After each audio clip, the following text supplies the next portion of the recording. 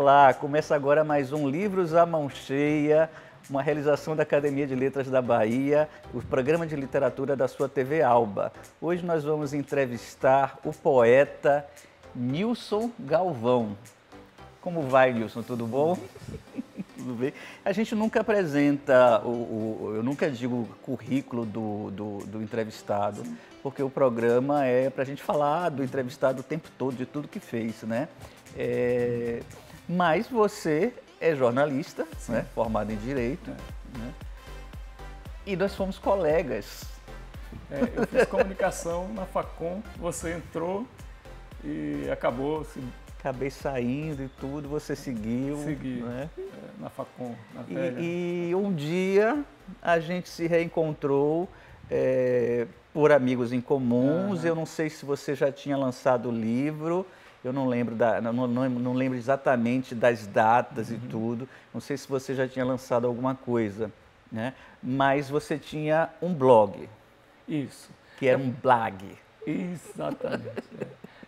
Na verdade, assim, a minha estreia em livro foi bem meio que tardia, assim, né? Porque eu escrevia na faculdade, mas naquela época era tipo, anos 80, não tinha meio digital e tal, escrevia nos cadernos. Mas essa fase, ela ficou no passado, porque inclusive, assim, por volta de 21 anos, eu estava saindo da faculdade, eu cheguei à conclusão de que depois não é uma história tão incomum assim, eu cheguei à conclusão de que nada daquilo era bom. Cheguei na casa lá dos meus pais, embrumado, e fiz uma fogueira no quintal, queimei os cadernos ali daquela época. E fiquei um tempo sem, assim, disposto a... Não vou escrever, não é a minha, tal.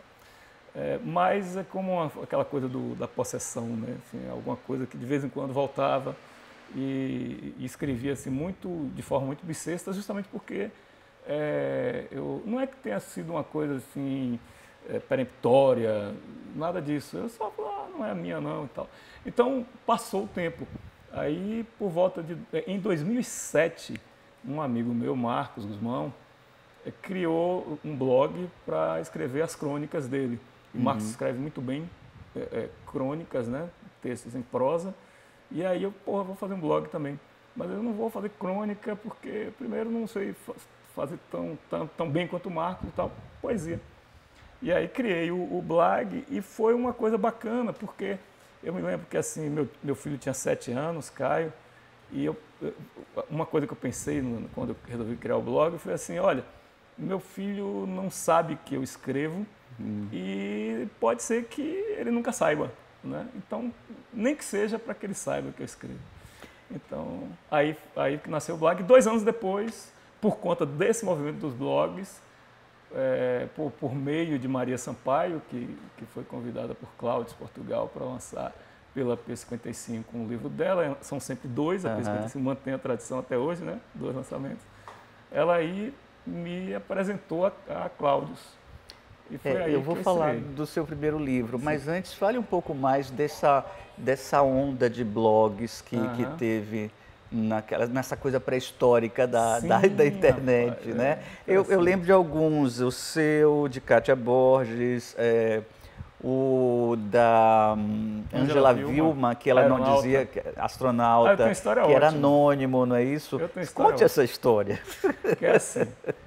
Então, era um movimento que, por exemplo, isso aconteceu com Caetano, por exemplo, bem naquela época, Caetano resolveu fazer um blog e os blogs tinham uma coisa que era diferente de hoje.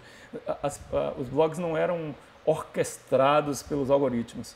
Então, eu brincava que eu tinha um trabalho todo dia que era assim, chegar e à noite eu visitava esses blogs todos, de Marcos, de Kátia, de Maria Sampaio, de Bernardo Primo de Maria, de Marta Gaurão, né, e tal. E aí, como a gente tinha, como não era uma coisa de algoritmo, porque hoje você tem assim, os algoritmos juntam muitas pessoas, fazem essas conexões, mas são conexões mais frágeis. A conexão na época dos blogs, ela de alguma forma, eu estou trazendo o exemplo dessa época de Caetano, porque assim, Teve um grupo de pessoas que começou a comentar no blog e um tempo depois eles marcaram no restaurante porque tinham ficado amigos. Eu não sei como é que é essa turma hoje, mas o fato é que ali naquela época houve um grupo de pessoas que ficaram próximas de Caetano por conta do movimento dos blogs, para você ter ideia de como era isso. Acho que a escala também era menor, né? E aí no nosso caso aconteceu a mesma coisa. A gente começou a se falar e de repente as pessoas, então, por exemplo, Maria, quando me falou do livro, a gente falar do livro depois, né? Mas assim, foi no lançamento de um livro na Pirâmide do Saber, que a gente tinha marcado para ir, para nos conhecermos, como aconteceu com a turma de Caetano.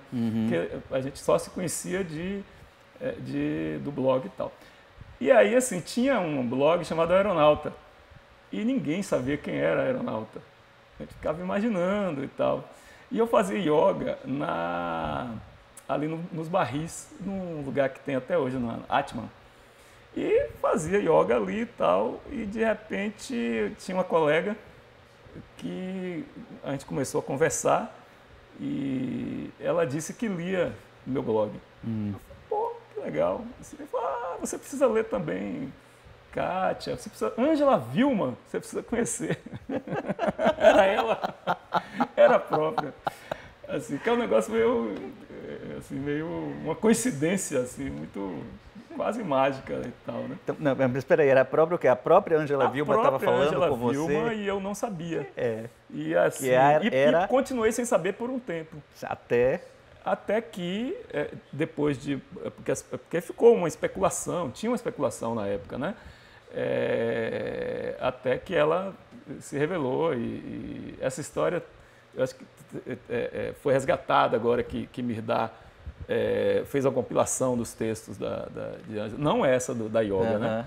Mas a história desse período de anonimato, né? Que ela, de fato, as pessoas não sabiam quem era a aeronauta. E bem a cara dela, né? Se esconder, né?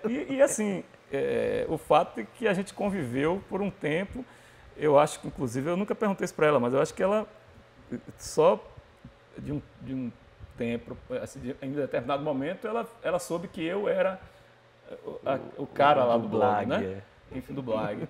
E aí foi aí que ela falou, eu conheço seu blog. Mas o fato é que quando eu recomendei o blog a ela, eu não sabia que era para ela mesmo. E aí Maria Sampaio lhe indicou para Cláudios Portugal, já existia a coleção Cartas Baianas, né? Sim. E ela lhe indicou, e vocês publicaram juntos, não foi isso? Exato. Lançaram juntos. Exato. O primeiro foi esse, né? Isso. Certo. Caixa Preta. Caixa Preta. Porque assim, então, a gente se conheceu num lançamento, no lançamento de Renata Belmonte. E marcamos assim, a turma, né? Era a primeira vez, assim, eu já era amigo de Marcos, assim, na vida real, né? Mas a maioria das pessoas ali não se conheciam pessoalmente. E aí, num determinado momento, Maria me chamou assim, de canto e falou, explicou, né, que o Marcos tinha convidado ela, assim, tinha publicado já pela Record e tal. Então ela me disse que quando ele convidou, ela perguntou se ela podia indicar o outro lançamento, o outro livro, né, que seria lançado junto com o dela. Ele topou e aí foi aí que, assim, dessa forma meio mágica, né, por conta dos blogs. E uma outra coisa que eu me lembrei agora de falar sobre blogs é que, assim, antes, como eu falei, eu escrevia de forma meio bissexta e eu achava que os meus textos mostrava só para a Emília, minha mulher. E até a Emília às vezes falava, tinha muita retórica, eram discursivos. E aí quando eu resolvi fazer o blog, eu comecei a escrever e publicar, e isso produziu uma alteração. Assim, não é como se assim, eu não adaptei a minha linguagem porque o blog é muito textual, né? Para tanto, mas o fato é que a minha poesia mudou com o blog. Então, é mais do que simplesmente ter sido um veículo de divulgação. Eu também, essa responsabilidade eu não contava, não tinha nenhuma não achava que as pessoas fossem gostar, que as pessoas fossem que fosse acontecer o que aconteceu, né? Assim, mas o fato é que o simples fato de que você estava ali produzindo e publicando para sabe-se lá quem que estava do outro lado, criava um senso de responsabilidade que me fez ficar mais conciso assim da noite para o dia, sabe?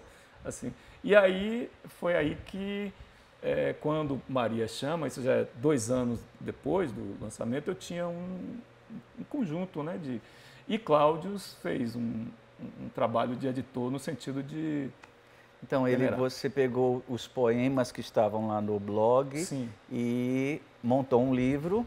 Isso. E teve uma edição de Cláudios ou alguma opinião, né? Exatamente. Teve uma opinião.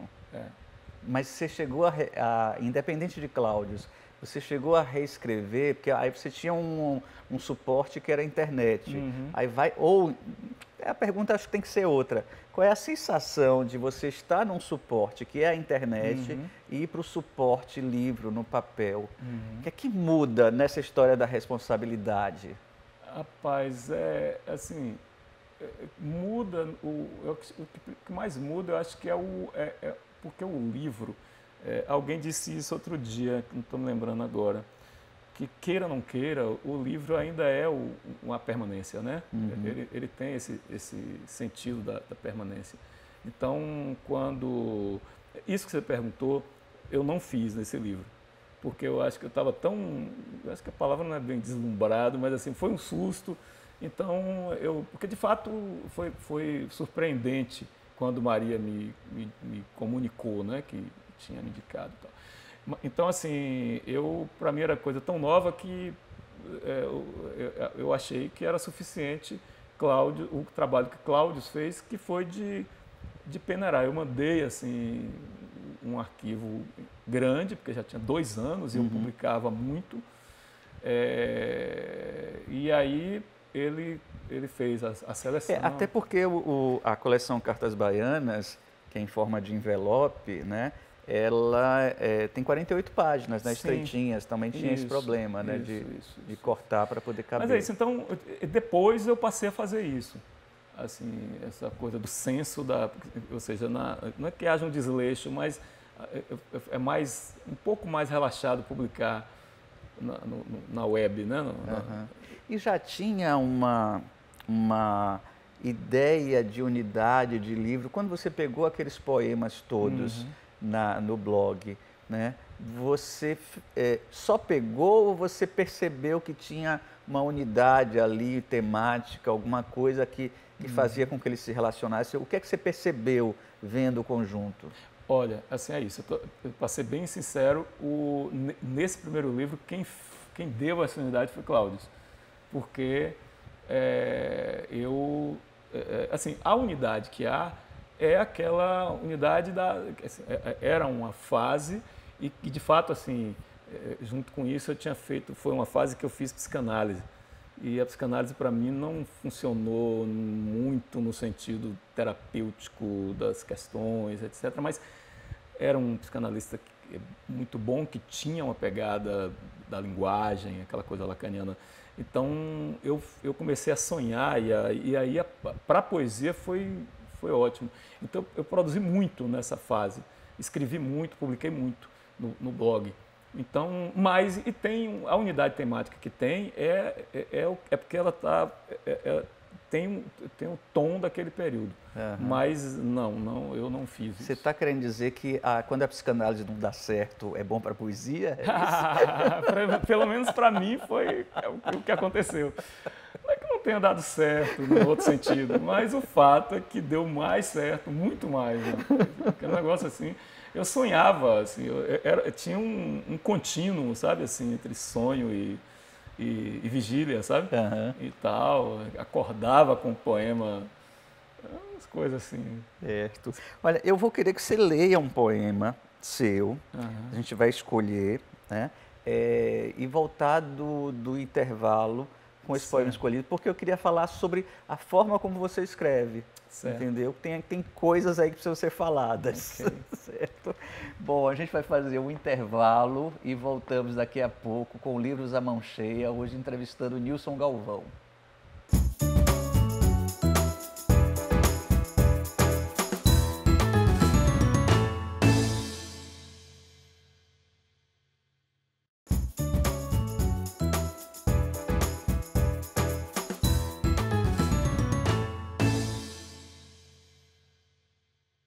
Voltamos com Livros à Mão Cheia, hoje entrevistando Nilson Galvão.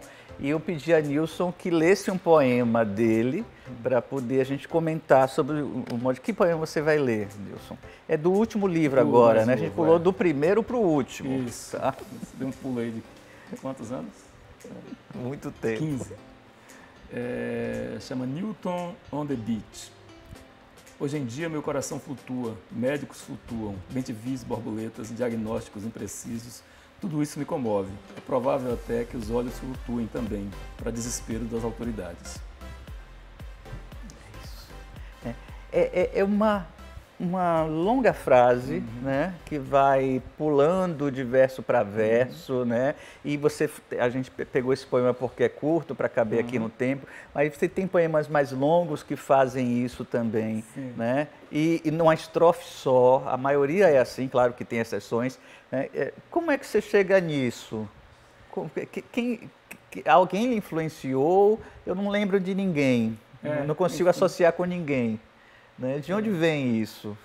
Assim, por exemplo, eu gosto, uma coisa que me fascinou, por exemplo, em Whitman, é essa coisa de uma poesia que flui muito, que é um discurso, só que assim... Faz um discurso de prosa, né, no Whitman. Eu não sei se é porque a gente lê só tradução, eu não sei dizer como é no original, mas parece que é prosa. Mas assim, tem essa coisa que o que me move é procurar o ritmo mesmo. Assim, tem uma coisa meio atonal, né? Assim, porque eu... Nossa, mas faz muito sentido isso. É atonal, não é tônico mesmo o seu poema, exatamente. Porque o que eu tento é deixar o verso o mais desestruturado possível, porque tem essa coisa do leitor fazer, né, que você estava comentando antes, né, completar, né?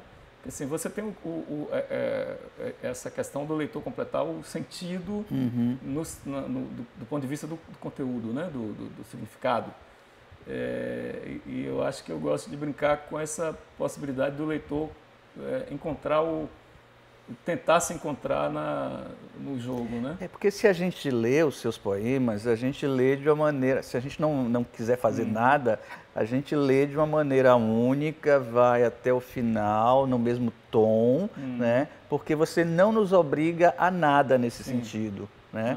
A gente é que o leitor é que tem que querer produzir ênfase aqui ou ali, né? Dar um tom mais forte aqui ou ali. Né? Porque você faz de um jeito que vai pulando de um verso para o outro e muda o assunto e tal, e a gente não percebe. Se a gente for ler de maneira desatenta, a gente não percebe o que está acontecendo.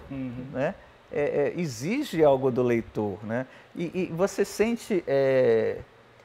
como é que você vê a resposta do leitor, a recepção? A recepção é boa, que eu sei, mas como é que você sente? É interessante porque essa questão da recepção, porque acontecem duas coisas paradoxais. Então, é comum pessoas que... Eu não acho que seja difícil no sentido de que isso é algo, mas é comum que pessoas me digam assim, não... Minha mãe, não entendi nada. Minha mãe já me falou isso e não é a única pessoa. Por outro lado, pessoas que também não têm nenhum tipo de, digamos assim, de letramento literário, né? Assim, de formação para poesia, etc., que gostam, exprimem também que gostam, então tem um mistério aí, né? Porque, de fato, assim, eu tenho muito, eu gosto, inclusive, quando as pessoas que manifestam isso, que dizem que gostaram, que expressam, são pessoas, assim, aspas, comuns, né? Que não são leitores. São civis. São civis. Isso. Deixa eu me prestar. E aqui a gente acabou pulando para o Inquilino das Horas, que é o último, né? Da Vila Olívia. É fácil de achar, é na Vila Olívia. Olívia que é com 2 L's, não é isso? O que é com 2 L's? O Vila. O Vila com 2 L's, Olívia, né? A editora. Bom, já aproveitar que a gente pulou do primeiro para o último, fale do último e primeiro vamos falar desse livro. Eu imagino que você foi convidado. Isso. Não é? Isso. Eu sei dos bastidores. Você tinha o livro pronto, foi novamente uma coisa de montar um livro para atender ao convite? É isso. O que tem de diferente com relação ao primeiro, como eu falei, eu neste caso eu tive muito mais, então assim, eu não tinha um livro pronto e tenho dificuldade com o projeto. Eu até já comentei com você uma época isso. Eu tenho 2 projetos travados, assim, que eu não consigo terminar. Tem um que eu vou terminar, que é um livro sobre que eu quero, que é sobre assim as memórias da minha infância lá na casa da minha avó em Caetité. Mas trava, etc. Então assim, o que funciona melhor, que tem funcionado em todos os livros, aí tem um processo que mudou um pouco com relação a esse aqui, mas assim, então, por exemplo, neste caso, quando Marcelo Frazão, que é o dono da editora, me convidou, eu fui nos últimos 2 anos e fiz uma peneirei com o pessoal lá de casa, com Emília, com o Caio, meu filho e tal. E aí, assim, pensei com o Marcos também, deu uns pitacos. E aí, sim, quando eu entreguei, havia um senso de unidade. Ou seja, embora não tenha sido um projeto pensado como um livro planejado e projetado e executado, de trás para frente eu montei de acordo com essa.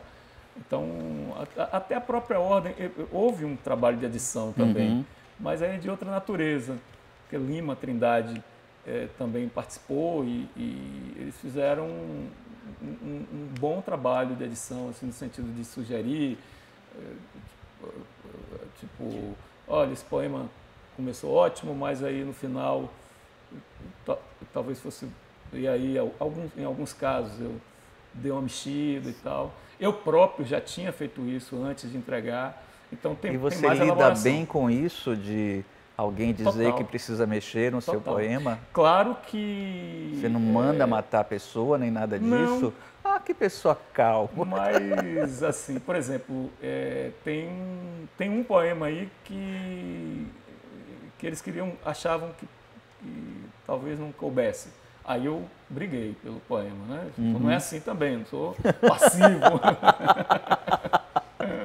Mas... Porque tem algumas coisas em que a gente acredita mesmo, né? A gente tem uma intuição de que aquilo é aquilo mesmo e que ninguém está entendendo ainda, né? Exatamente. Eu acho que era exatamente um caso assim, que aí eu defendi. Mas em outros casos, quando eles argumentavam, eu parava, aí assim, briguei em alguns, defendi, em outros eu concordei. O caso, o melhor exemplo disso não foi nem mudança do poema, foi no título. Porque o título que eu tinha pensado no título de um outro poema, que era, que aliás não era o título do poema. Não, aliás era. Minha primeira opção era o título de um poema que era assim, O Amor é um Alimento Ultraprocessado, que é o título de um dos poemas. E alternativamente, quando eu mandei, eu falei, pode ser esse, pode ser também um trecho de um outro poema que fala, não há um só coração instagramável.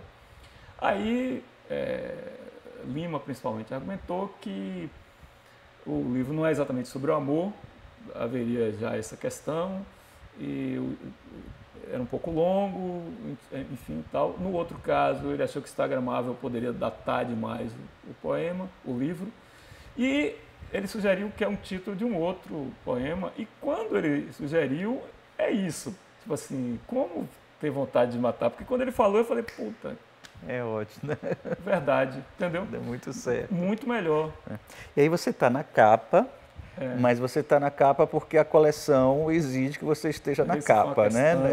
Acho que é o terceiro livro, não é esse? Terceiro livro. Segundo. Ah, mas já teve 3 livros, porque Sandro foi depois, não é isso? Foi. Rita, você e Sandro, né? E você na capa. E é uma casa de tímidos, né?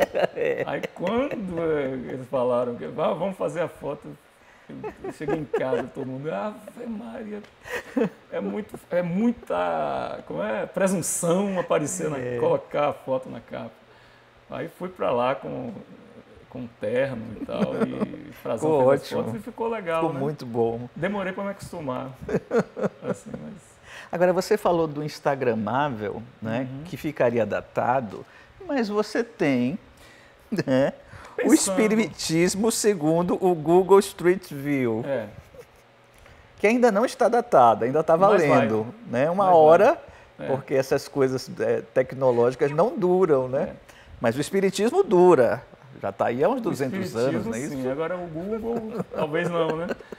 Tem uma coisa que, assim, sobre se ficar datado ou não, é porque a gente também nem sabe, né? Pode ser que, por exemplo, meu trabalho fique datado antes do Google Street View. Estou exagerando, né? Então, assim, na verdade, na prática, eu concordo. Eu acho que, por exemplo, talvez hoje, pensando dessa forma, eu não desse esse título. Mas esse título, por outro lado, as pessoas quando veem ele gera algum mal-entendido. Então, assim, já houve vários casos de espíritas que acham que é sobre espiritismo. E aí, por sorte, eu pude explicar para a pessoa antes que ela comprasse. Mas o fato é que, em geral, as pessoas gostam muito do título, né? O título não é um expediente, porque é um dos poemas também. Não é um expediente, então, na época quando o livro foi lançado, várias pessoas me mandavam histórias assim, então é uma experiência muito comum. Eu estava vendo a entrevista de Franklin, falando da morte e tal. Esse livro é muito... assim, talvez seja o meu livro mais... O mais temático é o Versos Búdicos, né? Que é um livro cartoneiro. Mas, assim, esse tem, de fato, uma unidade maior, porque ele reflete a morte do meu pai. Assim, e foi uma fase... Também não fiz um projeto, mas é como se ele fosse ele foi, de fato, uma fase em que os textos são muito... Eu não consigo colocar tanto peso assim, eu acho, né, que o que eu escrevo tem a sua densidade, mas, por outro lado, eu estou sempre buscando uma leveza que tem a ver com esse ritmo aí meio desajustado, né, e tal. Mas o fato é que por trás aí tem uma leveza, tem humor, etc., mas a morte está aí, a morte do meu pai, né? Esse poema, por exemplo, fala de uma tentativa, que Marcos, mais uma vez, contou que uma pessoa que ele gostava muito, que é o pai, o avô de Soraya, a mulher dele, morreu lá em Iaçu, e ele foi no Google Street View e seu Rubens estava lá, sentadinho na varanda de casa. Com o rosto borrado, certamente. Não, o rosto inteiro? Não, porque isso é uma experiência relativamente comum. As pessoas vão ao Google Street View para rever pessoas queridas. Mas eu pensei que eles borravam tudo, quando eles borrassem as pessoas. Não necessariamente. Nem sempre. Olha, que coisa. Tem casos assim de mulher trocando de roupa, que aí passa a janela do quarto aberta e sai lá e tal. Então, assim, me mandaram na época uma cachorrinha uma pessoa que foi porque a cachorrinha ficava na laje de casa. E aí de fato a pessoa encontrou. Mas eu não encontrei meu pai. Naquele dia ele não estava, e o poema fala disso. Então o livro é todo permeado por esse tema, né? Que maravilha. É um livro da editora Mondrongo, da coleção de poesia da Mondrongo, né? E nós temos uns livros pelo meio aqui que a gente precisa ver, né? E tem outros interessantes. A gente vai ver isso depois do intervalo.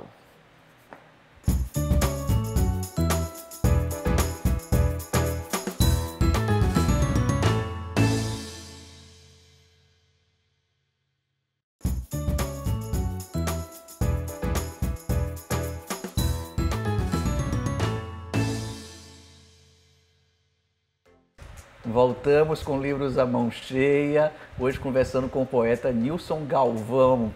Nilson, a gente falou do primeiro livro, do último, né? Ocidente é o segundo, isso, né? Ainda próximo do primeiro, do Caixa Preta. Esse aqui é de 2009 e esse é de 2013.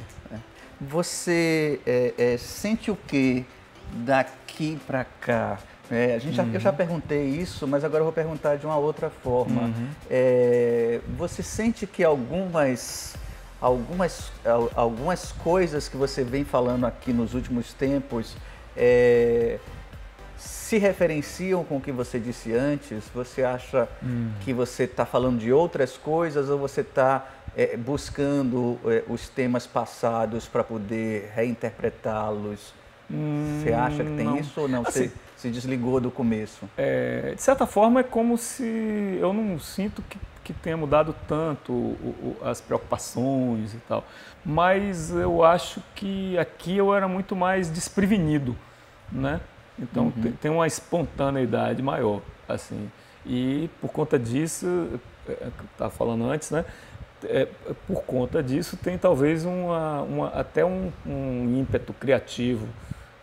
Por outro lado, depois eu fui ficando mais, eu acho que ganhei mais controle, né? Então eu acho que eu tenho mais controle da forma. Será que é porque depois que você publica e é lido, você finalmente se dá conta de que está sendo observado? Sim, né? sim.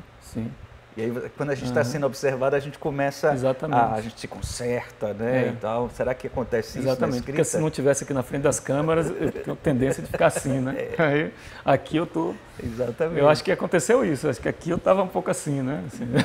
Assim. E aí, com o tempo, fui ficando mais... O que não é necessariamente bom, né? Assim, eu acho que uma certa leveza, uma certa coisa cristalina que tinha aqui, acho que hoje é mais elaborado, né? Não que eu ache que o que eu escrevo seja sofisticado, não é isso, mas tem um grau de elaboração que tem a ver com mais domínio também, né? Não deixa de ser, mas o fato é esse, que o que acho que muda é isso, acho que tem mais, fica mais denso. E você tem no meio esses livros cartoneiros, né? Doce Azedo Cicatriz, é isso, não? É isso. Porque, assim, certo? O meu é o Doce Azedo, que esse livro é uma... Cicatriz é de outra pessoa. Isso. Certo. Bom, eu acho que pela ordem, o primeiro foi esse, da fase cartoneira. Versos búdicos. Isso. Aí depois vem o Esse Librotas. aqui depois, por último. Falei desses dois. Então... Isso aqui é muito especial. Então... Bom, fala do projeto Cartoneira. Isso. O que é o projeto Cartoneiro? Eu já falei um bocado de Marcos aqui, mas vou ter que falar de novo. Porque depois do blog, dessa fase dos blogs, um belo dia Marcos descobre, ele já tinha aprendido a costurar cadernos, assim, bloquinhos que ele dava de presente para as pessoas e tal. E aí ele vai numa oficina, Nelson Maca trouxe para... Puta, esqueci o nome do cara. O cara do Portunhol Selvagem. Não sei quem é, não lembro não. Enfim, que é um cara que tem... Ele escreve em portunhol selvagem, enfim, mas... e Marcos resolve... ele publica o trabalho dele no formato cartoneiro. Uhum. Eu estou tentando lembrar o nome desse autor. Mas vamos, sem lembrar o nome.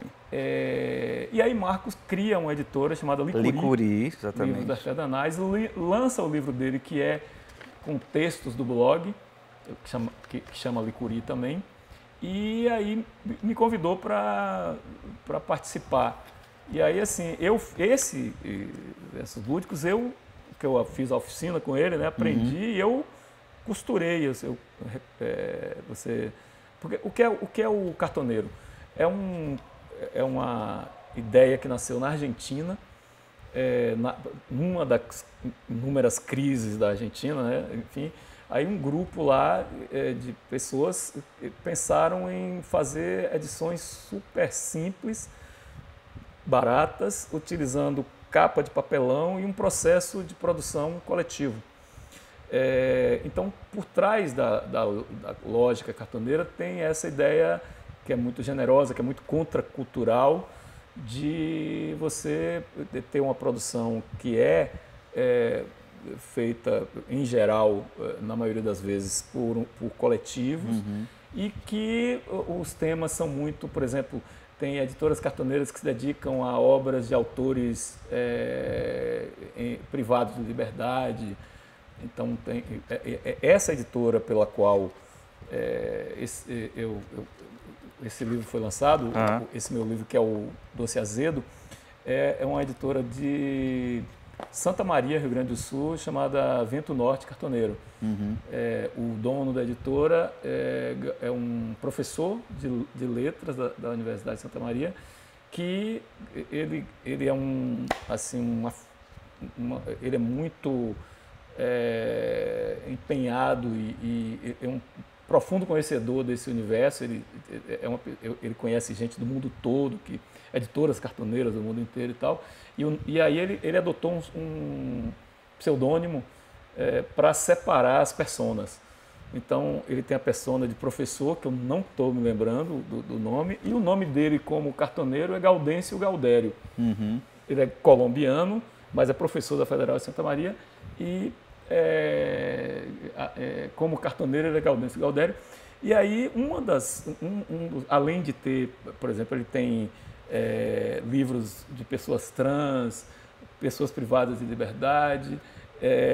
Ele tem também, assim, por exemplo, quem é que foi publicado por Gaudêncio? Agora eu não vou lembrar também. Mas, enfim, mas sempre pessoas que estão porque tem colocadas meio Nicolas de lado. Baer, não. Nicolas Baer é um autor da Vento Norte também, né? Então, assim, o que acontece? Ele tem entre os produtos da editora, tem uma coleção, uma faca, 2 gumes, que ele convida um autor de língua portuguesa e um de língua espanhola. Então, o meu livro é em português e tem um livro de Astrid, que é uma autora venezuelana, Astrid Salazar, em espanhol. Que ótimo, né? Isso. Que ótimo. Mas aí também, nesse esquema, você tem Nibrotas. Falando do bairro, na minha opinião, mais importante dessa cidade de Salvador. Né? Nós moramos em Brotas, né? E muito pouco falado, na verdade. Eu mesmo nunca escrevi nada que se passa em Brotas. Mas o que aconteceu? Primeiro, assim, eu morava no Rio Vermelho. Né? E aí... você não é Brotas de origem. Não, porque eu sou do interior, né? Eu também não sou. Mas eu já morei em Brotas outras vezes, né? É a terceira vez que eu moro em Brotas. Eu já morei em Campinas, de Brotas, já morei na Vila Laura, ou seja, nos dois extremos. E agora eu estou no meio, né? Que é o Acupe. Então, o que acontece? Quando eu morei 13 anos no Rio Vermelho, dessa última vez, que já tinha morado também. E quando a gente, porque assim, meu pai tinha problema de saúde, ia lá, o apartamento do Rio Vermelho era pequeno, aí apareceu esse apartamento lá em Brotas. Quando eu falava que estava indo para Brotas, as pessoas faziam um ar compungido, assim, como se estivesse decaindo, sabe? Pô, você vai lá deixar o Rio Vermelho para ir para Brotas? E aí, tipo assim, eu falei, pô, não vou ficar pedindo desculpas porque eu estou indo para Brotas, né? E aí, teve um pouco essa birra, porque aí quando eu cheguei, eu gosto de caminhar, eu comecei a andar pelo bairro e aí comecei a falar de Brotas, de forma espontânea. Não é que eu fosse assim, eu estava pirraçando as pessoas, mas aí fui escrevendo mais uma vez sem um projeto, mas era um projeto, né? Nesse caso, eu acho que já tinha. Que aí eu comecei Brotas e tal, e tem um poema, inclusive, que é do Espiritismo, que eu trouxe, que é o mais longo, que está aí também, justamente porque o que ele descreve é Brotas, né? Depois o poema sai por Salvador, mas a maior parte dele é um poema longuíssimo, um poema mais longo que eu já escrevi, chama Metempsicose 2.0, mas ele começa e boa parte dele se passa de Brotas, né? E aí foi o projeto, porque o Versos Búdicos foi um ensaio, né? Que eu próprio cortei e costurei e tal. Mas aí foi o Marcos que entrou aí como editor, a capa foi feita por um amigo nosso, Alfredo Gama, que é artista plástico, que assim, é o mapa. Que é o mapa de Brotas, né? O mapa de Brotas. Aí tem assim o lugar na época da Academia de Pilates que eu estava na época, tem o Bolero, que é o bar de futebol que tem lá do lado de casa. E aí é isso. Ele tem... Aí, nesse livro, tem tanto uma coisa mais densa quanto brincadeiras mesmo, assim, com essa ideia, né? De morar, de caminhar por Brotas. É interessante, né? Porque você tem esse livro, Jorge Augusto tem um livro sobre o bairro dele, né? O primeiro livro dele é sobre o bairro dele, que agora me deu um branco entre a Liberdade, Pero Vaz, entre a Liberdade e Pero Vaz. Tem alguma coisa pelo meio ali, não sei exatamente o que é, esqueci agora, né? Que também tem um mapazinho, né?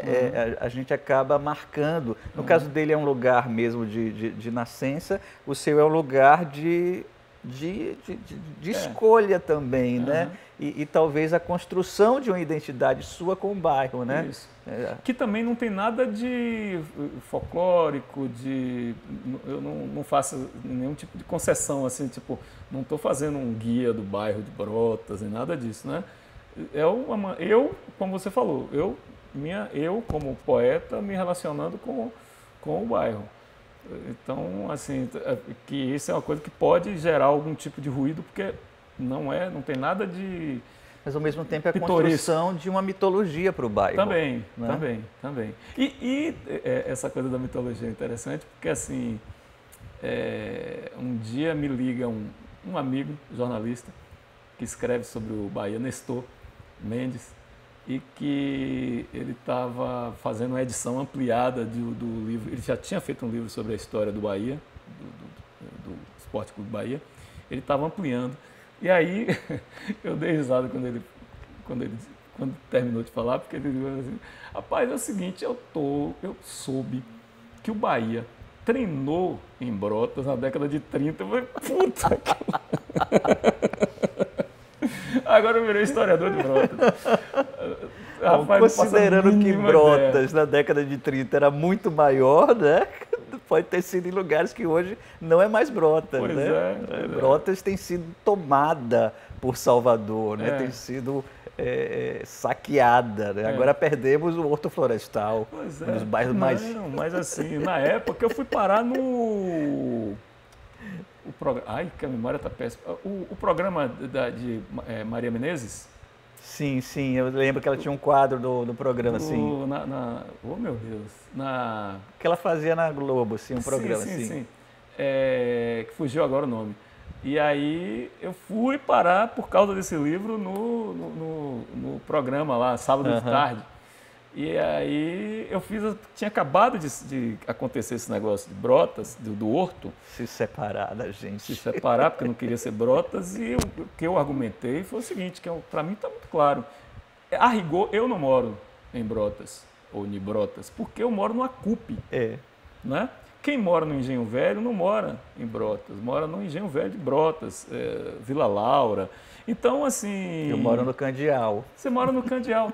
Então, na prática, o pessoal do Horto querer separar não adianta nada, porque vai continuar sendo o Horto de Brotas.